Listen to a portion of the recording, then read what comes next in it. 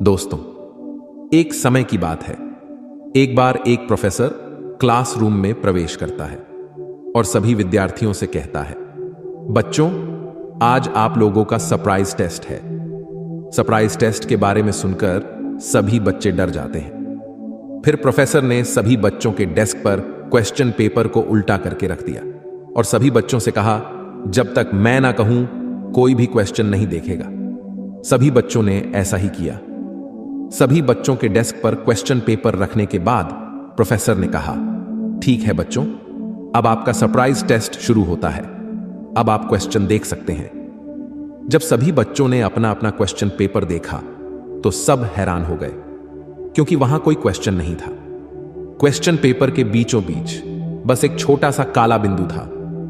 बच्चों को कुछ समझ नहीं आया तो उन्होंने प्रोफेसर से पूछा, सर, क्वेश्चन पेपर में कोई भी क्वेश्चन नहीं है, बस छोटा सा काला बिंदु है, इसका क्या मतलब है?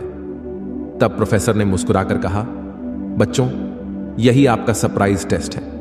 आपको इस पेपर में जो कुछ भी दिखाई दे रहा है, आपको उसके बारे में लिखना है। सभी बच्चे कंफ्यूज थे और क्वेश्चन पेपर को बड़े ध्यान से देख रहे थे।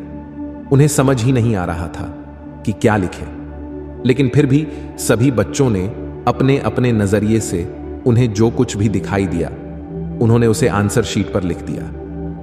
टेस्ट खत्म होने पर प्रोफेसर ने सभी के आंसर शीट ले लिए और बारी बारी से सभी के जवाब पढ़ने लगे। प्रोफेसर ने पाया कि सभी ने उस छोटे से काले बिंदु के बारे में ही लिखा था। तब प्रोफेसर ने कहा, बच्चों, आप सब इस टेस्ट में फेल हो गए हो।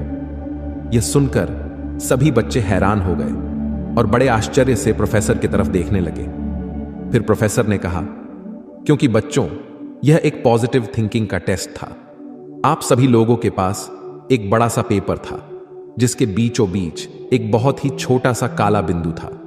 उस पेपर के सफेद भाग के ऊपर किसी का ध्यान नहीं गया। सभी का ध्यान उस छोटे से काले बिंदु के ऊपर ही गया और सभी ने उस काले बिंदु के बारे में ही लिखा है।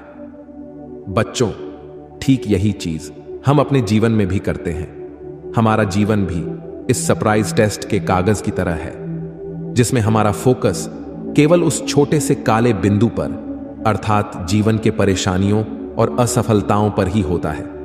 हमारा फोकस कभी भी कागज के सफेद भाग, अर्थात ईश्वर ने जो हमें हजारों अच्छी चीजें दिया है, उस पर कभी नहीं जाता है। बच्चों, इसका यह मतलब नहीं कि हमें समस्याओं को नजरअंदाज कर देना चाहिए, बल्कि हमें अपने जीवन के सफेद भाग, अर्थात सकारात्मक भाग को ध्यान में रखकर हर समस्या का समाधान डटकर करना चाहिए और कभी भी जीवन के समस्याओं और असफलताओं को अपने ऊपर हावी नहीं होने देना चाहिए।